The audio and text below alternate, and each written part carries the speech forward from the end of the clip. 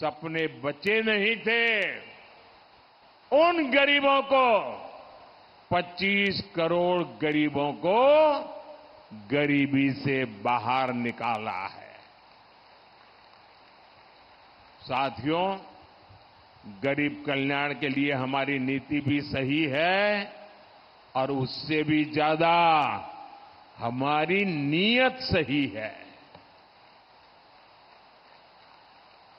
और जब नीयत सही होती है तो नतीजे भी सही मिलते हैं और उसके कारण 25 करोड़ लोग गरीबी से बाहर आए। हमारे पिछले 10 साल का ट्रैक रिकॉर्ड यही है। हम जो कहते हैं उसको करने के लिए मेहनत करने में कोई कमी नहीं रखते। हर चुनौती को चुनौती देते हैं और उसे पूरा करके रहते हैं। अब देखिए, यहां हमारा धान का उदाहरण ले लो। पानी होने के बावजूद यहां का किसान कम फसल उगाता था। फसल कम इसलिए उगाता था क्योंकि खरीद कम होती थी, भाव कम मिलता था, ऊपर से पैसा समय पर मिलता भी नहीं था। लेकिन आपने देखा, हमारे नए मुख्यमंत्री भाई विष्णुदेव साय जी और उनकी पूरी टीम ने आते ही कमाल कर दिया। 2 साल का बाकी बकाया जो था ना, वो भी आपके चरणों में सुपुर्द कर दिया। रिकॉर्ड एमएसपी पर प्रति एकड़ रिकॉर्ड खरीदी भी की गई है। 45,000 करोड़ रुपए इतने कम समय में यहां धान के किसानों को मिल चुके हैं। छत्तीसगढ़ में तेंदुपत्ता संग्राहकों को दी गारंटी भी पूरी हुई है। छत्तीसगढ़ के लाखों किसानों को पीएम किसान सम्मान निधि के भी 7,000 करोड़ रुपया मिले हैं। और अब मोदी की गारंटी है कि ये पैसे ऐसे ही आगे भी आप मेरे किसान भाई बहनों को मिलता रहेगा। साथियों, भाजपा सरकार खेती में हमारी माताओं बहनों की भागीदारी को भी कई गुना बढ़ाने में जुटी है। ड्रोन जैसी आधुनिक टेक्निक खेती की लागत कम करने वाली है और ये जो ड्रोन क्रांति आने वाली है, उसका नेतृत्व हमारी बहनें करेगी, हमारी आदिवासी बहनें करेगी। नमो ड्रोन दीदी योजना से बहनों को पहले ड्रोन पायलट की ट्रेनिंग दी जा रही है और सरकार उनको महंगे ड्रोन भी दे रही है। छत्तीसगढ़ की महतारी वंदन योजना की देश भर में बहुत चर्चा है। यहां लाखों बहनों को हर महीने सीधी मदद पहुंच रही है। मोदी ने भी गारंटी दी है कि 3 करोड़ बहनों को लखपति दीदी बनाएंगे।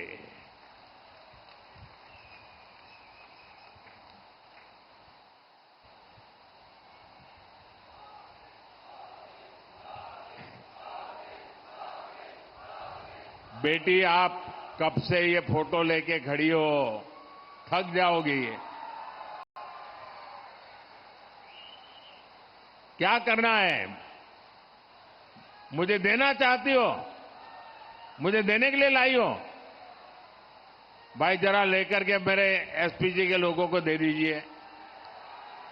बेटा, पीछे अपना नाम पता लिख देना, अपना नाम पता लिख देना, मैं तुम्हें चिट्ठी भेजूंगा। अच्छा इधर भी है। ये कौन है, किसने किया है? ये तो बहुत बड़े बड़े मेहरबान लोग हैं। साथियों, ये जो नमो ड्रोन दीदी वाला मेरा अभियान है, इससे स्वयं सहायता समूहों से जुड़ी, वन धन केंद्रों से जुड़ी यहां की लाखों बहनों को सीधा लाभ होगा। साथियों, भाजपा सरकार जो कहती है वो करके दिखाती है। यहां जांजगीर चांपा में करीब 50,000 परिवारों को पक्के घर मिले हैं। जांजगीर चांपा में ही करीब 2 लाख नए नल कनेक्शन दिए हैं। करीब 3 लाख बहनों को यहां सस्ते सिलेंडर वाला उज्ज्वला कनेक्शन भी दिया। भाई और बहनों, मेरे लिए आप ही मेरा परिवार है। मेरा भारत, मेरा परिवार। परिवार के हर सुख दुख की चिंता करना मेरा भी दायित्व है और इसलिए मैंने तय किया है कि मुफ्त राशन देने वाली योजना आने वाले 5 साल तक चलती रहेगी। आयुष्मान भारत के तहत 5 लाख रुपए तक के मुफ्त इलाज की गारंटी यहां के लाखों परिवारों को मिल रही है। अब छत्तीसगढ़ के जितने भी परिवार हैं, उनमें जो भी बुजुर्ग हैं, 70 साल से ऊपर के जो भी लोग हैं, अब आप अगर आपके परिवार में 70 साल से ऊपर की उम्र को कोई परिवार के माता पिता, दादा दादी, नाना नानी, चाचा चाची अगर कोई बीमार हो जाए तो आप इलाज कराने में जरा भी कंजूसी मत करना। अच्छे से अच्छे अस्पताल में उपाय करना, इलाज करना, खर्चा आपका बेटा देगा।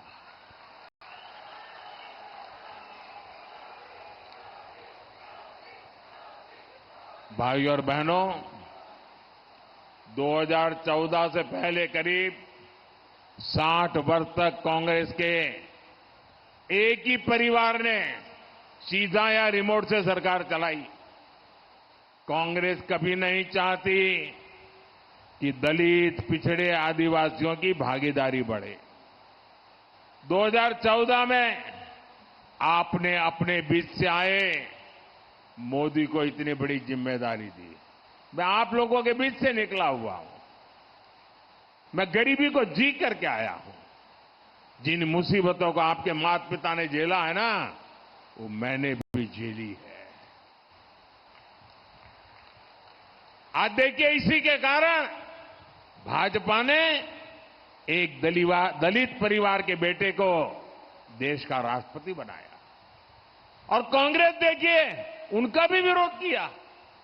भाजपा ने देश को पहली, आजादी के इतने साल बाद पहली आदिवासी महिला राष्ट्रपति देने का फैसला किया। अब मुझे बताइए, इसमें कांग्रेस का क्या जाता था भाई? कांग्रेस ने स्वागत करना चाहिए था कि नहीं करना चाहिए था? कांग्रेस ने साथ देना चाहिए था कि नहीं देना चाहिए था? लेकिन आदिवासियों की घोर विरोधी कांग्रेस ने एक आदिवासी बेटी जब राष्ट्रपति बन रही थी, उनका भी विरोध किया और जीत गई तो अनाप शनाप बोल करके उनका अपमान भी किया। यहां छत्तीसगढ़ में आपने भरोसा जताया तो हमने मेरे साथी अरुण साव जी को भी इतनी बड़ी जिम्मेदारी दी। लेकिन कांग्रेस को गरीब, दलित, पिछड़े, आदिवासी परिवारों की सत्ता में ये भागीदारी पच नहीं रही। भाई और बहनों, कांग्रेस ने अब एक और बड़ा खेल शुरू कर दिया है। पहले कर्नाटका से कांग्रेस के सांसद ने कहा कि दक्षिण भारत को अलग देश घोषित कर देंगे। अब कांग्रेस के गोवा के उम्मीदवार कह रहे हैं कि गोवा पर भारत का संविधान लागू नहीं होता। वो साफ साफ कह रहे हैं कि गोवा पर देश का संविधान थोपा गया और उन्होंने ये बातें कांग्रेस के साहबजादे को बताई है। ये बाबा साहब आंबेडकर का अपमान है कि नहीं है? ये बाबा साहब आंबेडकर का अपमान है कि नहीं है? ये भारत के संविधान का अपमान है कि नहीं है? ये भारत के संविधान के साथ छेड़छाड़ है कि नहीं है? कांग्रेस का उम्मीदवार कह रहा है कि गोवा में संविधान नहीं चलेगा। ये जम्मू कश्मीर के लोग भी कहा करते थे, आपने मोदी को आशीर्वाद दिया, आज उनकी बोलती बंद हो गई और देश का संविधान वहां चल रहा है। बाबा साहब आंबेडकर का संविधान जो जम्मू कश्मीर में नहीं चलता था, वो भी लागू हो गया। भाइयों बहनों, कांग्रेस का उम्मीदवार कह रहा है कि उसने उसके नेता को कहा है और ये सार्वजनिक करता है। उसका मतलब उस नेता ने उसको मुख सहमति दी है। ये सोची समझी चाल है देश को तोड़ने की। कांग्रेस को देश के एक बड़े हिस्से ने नकार दिया है, इसलिए वो देश में ही ऐसे टापू बनाना चाहती है। आज गोवा में संविधान को नकार रहे हैं, कल पूरे देश में बाबा साहब आंबेडकर के संविधान को नकारने का पाप करेंगे लोग।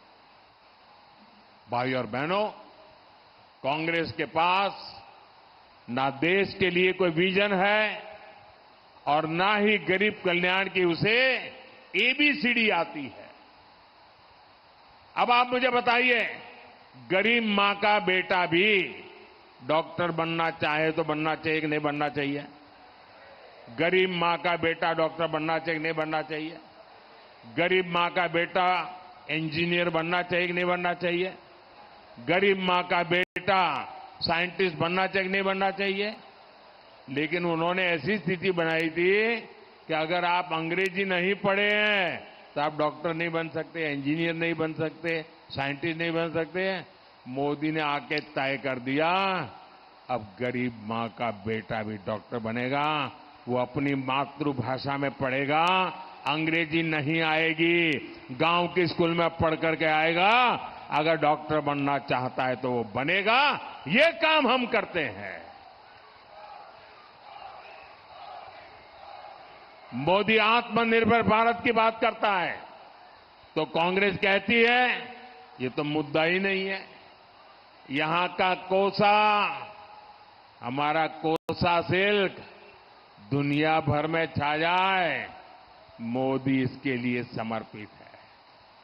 और इसलिए मैं वोकल फॉर लोकल की बात करता हूं। यहां जो हमारे विश्वकर्मा साथी हैं, कांसे को शानदार कला में ढालते हैं, दूसरे शिल्प में जुटे हैं, ऐसे साथियों के लिए हमने 13,000 करोड़ रुपए की विश्वकर्मा योजना बनाई है। हम ऐसे विश्वकर्मा साथियों को आर्थिक मदद दे रहे हैं। छत्तीसगढ़ की जो सबसे पिछड़ी जनजातियां हैं, उनके लिए भी पीएम जनमन योजना बनाई है। इस योजना पर भी करीब 25,000 करोड़ रुपए खर्च किए जा रहे हैं। लेकिन साथियों, गरीब सेवा के मोदी के इन प्रयासों पर यहां कांग्रेस वाले क्या कहते हैं? यहां कांग्रेस वाले कहते हैं मोदी का सिर फोड़ देंगे।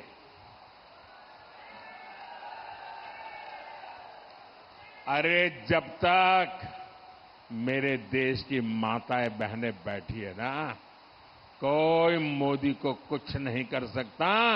ये माताएं बहनें मेरा रक्षा कवच है। ये माताएं बहनें मेरा रक्षा कवच है, कोई कुछ नहीं कर सकता। अब ये कैसे लोग हैं? कांग्रेस के नेता ने पूरे मोदी समाज को गालियां दी थी, साहू समाज को गालियां दी थी। अब मोदी का सिर फोड़ने की बात कर रहे हैं। ओबीसी समाज को गालियां दी थी। भाजपा ने ओबीसी कमीशन को संवैधानिक दर्जा दिया, मेडिकल की पढ़ाई में आरक्षण दिया, गरीबों की संतानें भी डॉक्टर इंजीनियर बन सके, इसलिए मैंने मेडिकल और इंजीनियरिंग की पढ़ाई स्थानीय भाषा में शुरू करने का काम किया। लेकिन यहां कांग्रेस के एक नेता कहते हैं कि मोदी मर जाए। अब बताइए, माला जप रहे। अरे जहां 140 करोड़ देशवासियों का आशीर्वाद होता है ना, वहां मौत को भी लंबे समय तक इंतजार करना पड़ता है। साथियों, ये जो बौखलाहट है, ये मोदी से नहीं है, ये आपके एक वोट की ताकत है ना, इसलिए ये कांप रहे हैं। ये महादेव घोटाले, शराब घोटाले, भर्ती घोटाले में चल रही तेज जांच की बौखलाहट है। मैं कहता हूं भ्रष्टाचार हटाओ, वो कहते हैं भ्रष्टाचारी बचाओ। ये कितनी भी गालियां दे, धमकियां दे, सर फोड़ने की बातें करे, मारने मरने की बातें करे, जब तक आपका सुरक्षा कवच है, छत्तीसगढ़ महतारी का आशीर्वाद है, ये मोदी का कुछ नहीं बिगाड़ पाएंगे। और साथियों, आपने देखा होगा, कम से कम पिछले 30 साल से जब भी चुनाव आता है तो एक ही घिसी पीटी टेप रिकॉर्ड बजाते रहते, कानों कानों में कहते रहते, देखो ये भाजपा वाले आएंगे संविधान खत्म कर देंगे, भाजपा वाले आएंगे आरक्षण खत्म कर देंगे। अरे कितने दिन झूठ चलाते रहोगे? मेरे शब्द लिख के रखिए, मोदी तो छोड़िए, भाजपा तो छोड़िए, अरे खुद डॉक्टर बाबा साहब आंबेडकर आकर के कहे ना, तो भी होने वाला नहीं है। कोई संविधान बदल नहीं सकता है। और मेरी एक बात याद रखेंगे, इंडी गठबंधन को दिया आपका वोट केंद्र में सरकार नहीं बना सकता। बीजेपी एनडीए को दिया आपका वोट विकसित भारत बनाएगा। इसलिए आपको हर बूथ पर कमल खिलाना है। कमल खिलाएंगे, घर घर जाएंगे, ज्यादा से ज्यादा मतदान करवाएंगे, पोलिंग बूथ जीतेंगे। अच्छा, मेरा एक काम करेंगे, मेरा काम करेंगे, जरा हाथ ऊपर करके बताओ ना, करेंगे? देखिए, घर घर जाना और कहना, मोदी जी आए थे, मोदी जी ने जोहार कहा है, मोदी जी ने राम राम कहा है। कह देंगे, भारत माता की, भारत माता की, भारत माता की।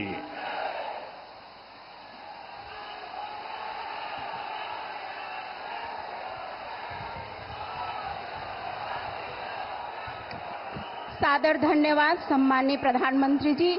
अब मैं इस सम्माननीय मंच और गरिमामय सभा को धन्यवाद ज्ञापित करने के लिए कृष्णकांत चंद्र जी, जिला के अध्यक्ष। And that was Prime Minister Narendra Modi hitting out at the Congress party over that comment made by a Congress leader in Goa, where he said that the constitution was forced upon Goans. The Prime Minister has today accused the Congress party of insulting the makers of the constitution, of insulting the tenets of the constitution, and that face-off is only escalating. Prime Minister Narendra Modi turning the tables on the Congress party. So first it was the manifesto, and now it is this, the constitution controversy, that is taking center stage ahead of the second phase of election.